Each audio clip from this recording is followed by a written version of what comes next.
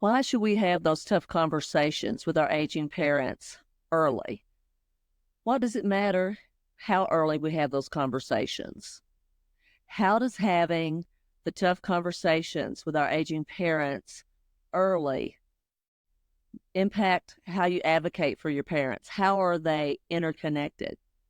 Let's talk about it. I want to break down each of those questions that I just asked in a couple of different ways. And I made some notes. So if you see me kind of glancing, it's just to keep me on track because I want to give you the information and I want to be respectful of your time. So we are talking about our aging parents and why we should have those tough conversations first. And I want you to remember, if you're listening to this and your parent is 36 or older, you have an aging parent. So you really should listen to this podcast because I feel like it could give the groundwork, it could lay the groundwork for you and your parents for the future. Hopefully, you'll never have to use any of these tips, but unfortunately, somewhere, someone right now is experiencing suddenly becoming a caregiver in whatever form that takes for that person, whether it's moving them in with them, they move in with their parent, they're in a facility, they're in assisted living, whatever that looks like. It's still caregiving, and if you are that person that's going to make sure, as best as possible within your power, that your parents are taken care of and their wishes are followed through on, then I think this is important information.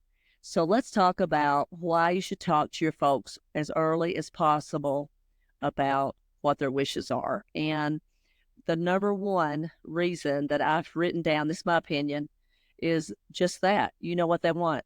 You know that your mom or your dad or both want A, B, C, and D, but not X, Y, and Z. And then that takes the worry and struggle out when you're thrust maybe suddenly in a situation. You're in crisis, emotions are high, everyone's up in arms, and you have no idea what your parents want, what your mom wants, what your dad wants. And now it's up to you or you and your siblings to make some tough decisions. And I will tell you, even if your parents do this, and I hope that they do for you, tell you what they want, still hard. Still hard. It's a hard journey, but it's less difficult for you as that adult child stepping in to make sure your parents' wishes are taken care of and they're met because you know that's what they wanted.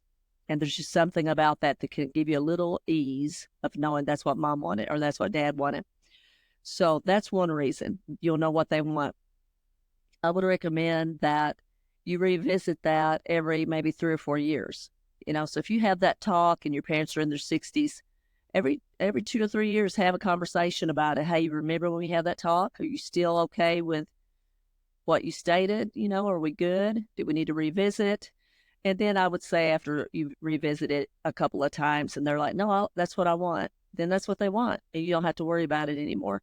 And not that you're worried, but you always want to give them a chance to make a shift or a change, as they age. Maybe how they think about things change. Maybe something they wanted initially, they don't want now.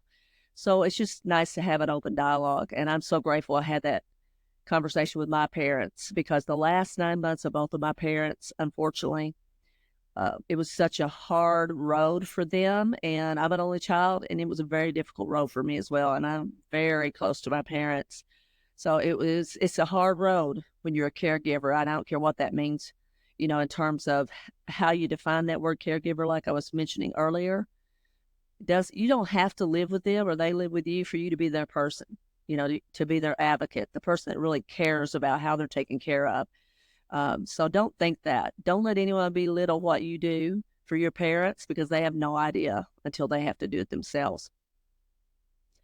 I would also recommend when you do have these conversations with your parents, having it written down somewhere, but especially if you have siblings, maybe you have an attorney involved. There's something called advance directives, and, that just is what it sounds like. You do it in advance of there being a problem. And once you find out what your parents want, say, hey, why don't we have an attorney draw these papers up, and then it's in black and white. Here's what mom wants, here's what dad is wanting, and what they don't want. And that way, if you have siblings, there's not a issue. There's not going to be an issue when you finally do, unfortunately, find yourself in a situation that those papers have to be in place or implemented, right? So I just think that's very important, especially if there's more than two of you and maybe one or two of you live close, two or three live away. They come at Christmas, maybe they come once in the summer, so they're here once or twice a year. And the other couple of people are in the grind, taking them here, taking them there. And not that they don't want to do that, but you're more invested in terms of being in the daily with them. And it's just, I think, will help keep situations at bay if your parents have it in black and white. And then you really can't argue that. That's what they wanted. So that's what I think one of the biggest benefits is, that they know exactly, exactly what they want. Now, what are some of those tough conversations? What could that look like? Well, these are some of the things that I asked my parents. Do you want to be on life support? Do you want to be 80 years old and someone crushing on your chest, breaking all your ribs? Do you want to be resuscitated? They were like, no, I'm going to pass on that. So those are things to chat about. And these are not an end-all be-all list. It's just a few examples, so you kind of know what I'm talking about. Do you want a peg tube? Both of my parents said, no, I do not want a peg tube. I'm very grateful for that, because at the end, those last 9 months, I didn't have to make a decision for them. They had already made that decision for themselves. Doesn't make it easy, like I said, to watch, but it does make it easy in the sense that I didn't have to decide that. So I was very grateful for that. And I'll give you a quick example about the peg tube and why I think that's a real important conversation to have. I worked 20 years with adults in healthcare. My background's, I'm a speech language pathologist, so I worked a lot with CVA patients, stroke patients, TBIs, Parkinson's, you name it, people with swallowing disorders, definitely people with cognitive delays. And so I saw a lot of things, and people who are really impaired that get a peg tube can live for years on that peg tube. Now, if that's your choice, that's fine. I'm not saying that. But when something happens, I'll give you an example. I knew a lady from my hometown. She had a brain bleed. She lived alone. Her husband was deceased. She laid there, I want to say, for 36 hours. By the time they got to her, so much damage had been done. She couldn't walk, talk, she couldn't eat, and they gave her a peg tube. She lived for years after that. Gained a lot of weight. Yes, you can gain weight on a peg tube. And I just wonder sometimes if someone would have asked her pre-event, because you can't ask her. See, she could not be asked at that time. She was not able to say what I want or what I don't want. And that's why these tough conversations are so important to have initially with your parents, have them early on. If she would have had someone or had it written somewhere, I don't want this, then that wouldn't have happened. And who knows, maybe she had it that she did want one. But I know for my parents, that was a no-go, and they did not want to be in a bed for 10 years on a peg tube. So it's just uncomfortable things that we need to talk about early on, so later on, we don't have to be caught on our heels when we're in the middle of a crisis. So I hope that was helpful. Where do they want to live? That's another one. Where are you okay with going, and where are you not okay with going? So let's just give you an example. Let's say your parents, 65, they decide they don't want their house and they go to a retirement home. Beautiful retirement home. They're still fine. They're great. Physically fine, cognitively fit. Everything's great. And then something happens. Sometimes the retirement homes have assisted living units, which means you need a little help, but you're still overall independent. But you just need a little bit of help, assistance. And then some of them even have a memory care unit. So you could technically go in healthy and fine and move through the system within that building. You can live in your house. You could have home health. People can come in and give you therapy, whatever that may look like. OT, PT, speech, nursing, whatever you need can be brought to your house. I will tell you, a lot of elderly people do not like strangers in their house. So that is a conversation that you really need to be having, even as let's say they're 70 and they're fine. They're mentally, cognitively fit, physically fit. Hey, mom, dad, if you were to break your hip, are you okay with home health coming in, helping with bathing while you get back on your feet, blah, blah, blah. It's good to have those conversations so you know, yeah, they're not too keen on that. Well, what if I'm there when they come? Would that make it better? Just talk through it with them. Now, again, they could have home health. They could go to any of these places. They could go to assisted living. So they could move out of their house into assisted living if they're still independent enough to do most of their activities of daily living. Then there's obviously skilled nursing facilities when they can't be at home alone. They can't function in assisted living. They really need that 24-hour supervision. Then that is an option. So have those conversations. Where are you okay with? Where are you not okay with? And then you, as the advocate, will do your best to make sure that request is met. Sometimes things happen and you can't, in the very end, fulfill that commitment all the way. Don't beat yourself up. You're doing the best that you can do, and you have to protect your mental health. I can tell you, I did not protect my mental health.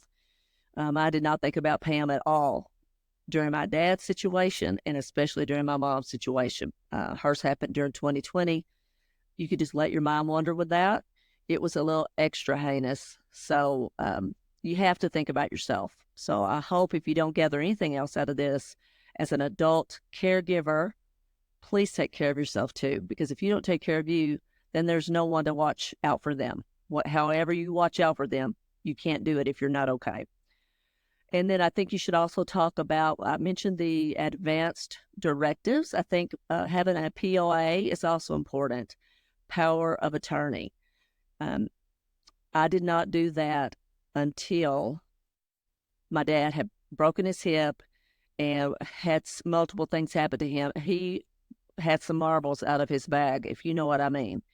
Mentally was having some issues because of medication. He had been dropped at the second hospital that we went to, and he was just not set up for success. And I went to get their medication. We'll pick up their medication one day, and the pharmacist came to the window, and my dad was Army. He was a Korean war veteran. So they had TRICARE, and, pennies to the dollar what they pay for their medication. We were so grateful for that. And the pharmacist never came to the window. He came to the window and he said, Pam, this TRICARE's not paying for that. And I said, what? And so it was then I had to pay like $1,000 for like, I don't know, 2 weeks worth of medicine for one medication. And I'm thinking, okay, this is not going to work out well. So I go home and I talk to them, and, now, so Daddy is not able at that point to call them and say what is going on. My mom is not going to call them and find out. She wants me to call them. So, of course, I called them knowing they're not going to tell me anything. So it was at that moment I knew I need a POA. And so we did. They came in and I got power of attorney for Daddy. And then Mom, we need to do one for you too if something were to happen. So we did it for both. So don't wait. Do it up front as early as possible. Daddy wasn't completely off the blitz, but he did have a couple of marbles out. He did understand what we were doing and that I needed to have that to be able to get his medication situation straightened out because they wouldn't talk to me. And of course, once I got that, I was able to get it straightened out for them. So as much as we can be proactive and prevent things from happening, that's what we want to do because it's extreme. You're already in a stressful situation. They're already living with me. He is in shambles, basically. My mom's 5'2", little bitty thing. She really can't do anything to help him if he were to fall. It was tumultuous. And then now you bring in this money piece with the medication. And I'm like, okay, I'm trying to work. You get the picture. So please don't do that. Prepare as much as you can in advance. You're never going to be able to prepare for everything because things will happen that just like the medication. I could have had a POA, never crossed my mind. And I'm in healthcare, never crossed my mind. So I'm here to help you, hopefully, to think Okay, I don't want to be caught off guard like Pam with the medication and get behind the eight ball on that and take 2 or 3 weeks to get caught up. I want to be ahead of that and talk to my parents. So hopefully that'll help you guys. So extremely important, guys, to have those conversations early on. I know it's uncomfortable. Nobody that's 25 years old wants to talk to a 50-year-old parent about these things. You feel like, oh, that's morbid. I don't speak into that. It's not morbid, and you're not speaking into anything. It is being proactive. You love your parent. They love you. It's really taking care of each other. They're blessing you by answering these questions, and you're blessing to them by asking the questions, because it builds trust, commitment. They know, hey, Pam's going to take care of this if I'm in a situation that I can't do it for myself.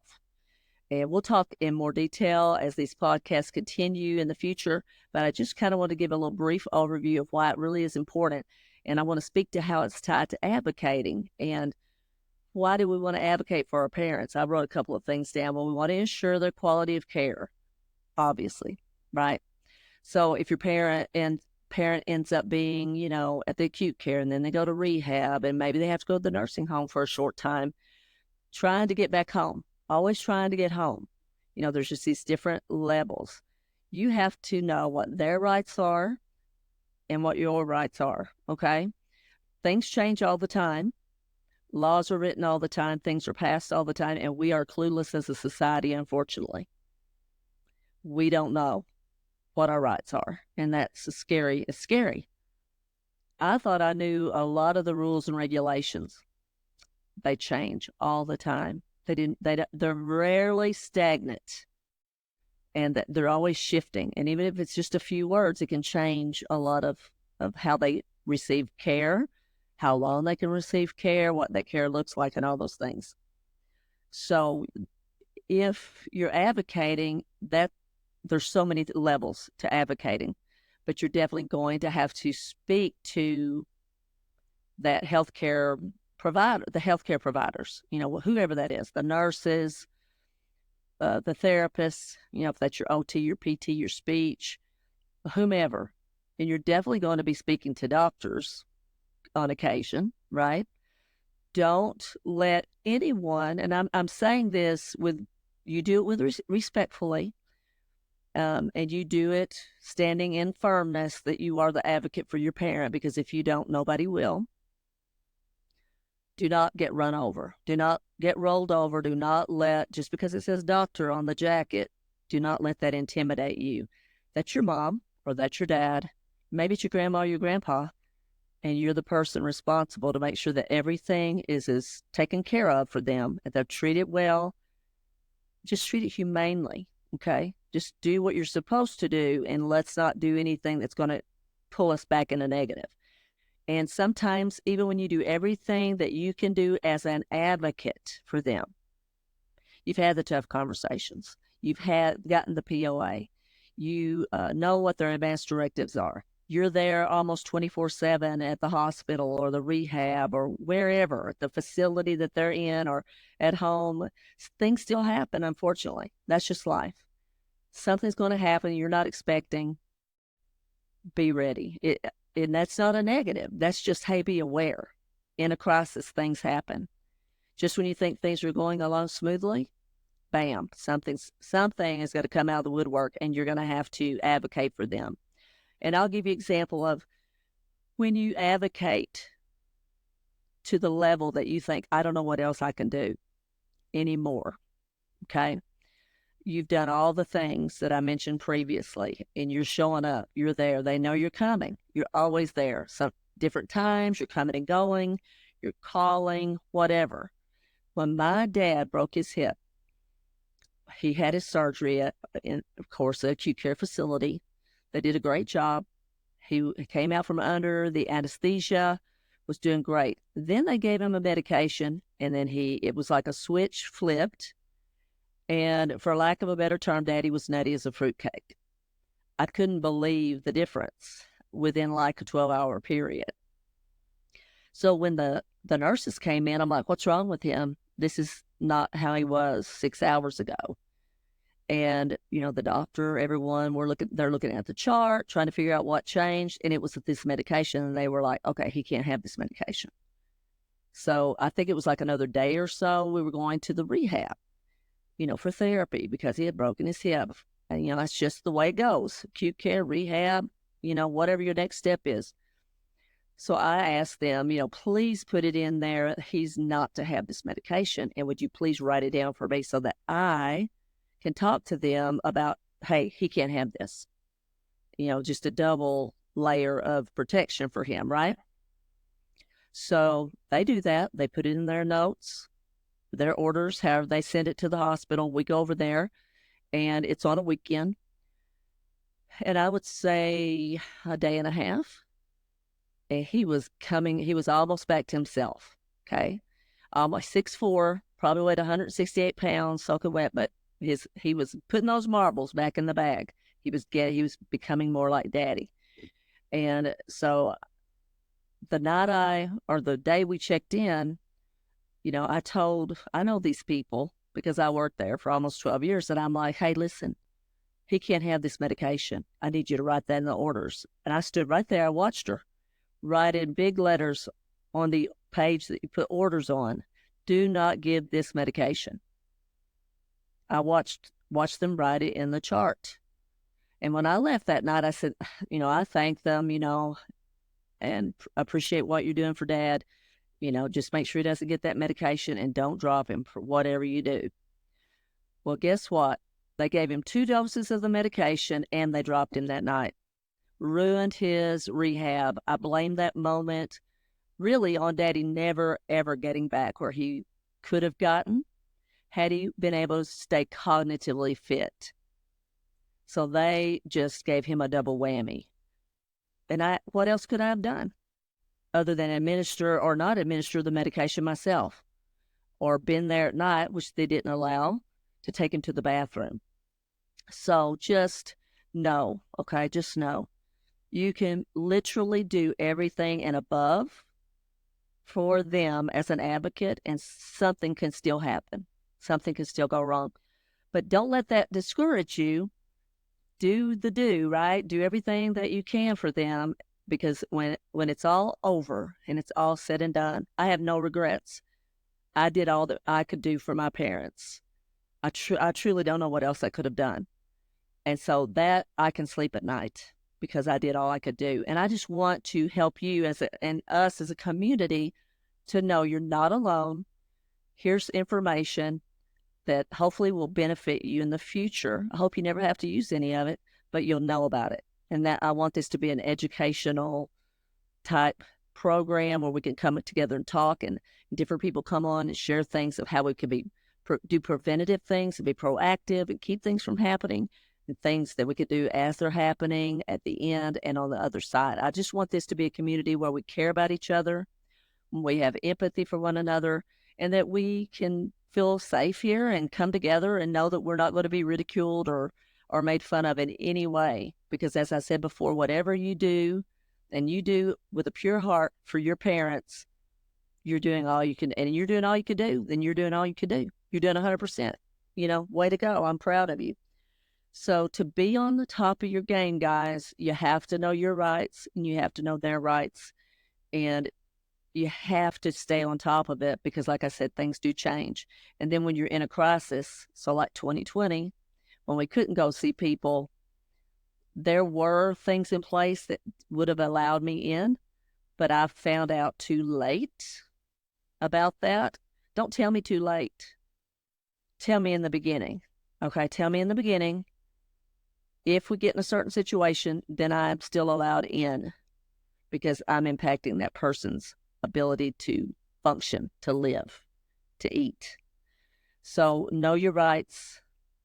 It's unfortunate that we have to do the digging ourselves because people in certain situations, they just aren't open. They're just not open to tell you.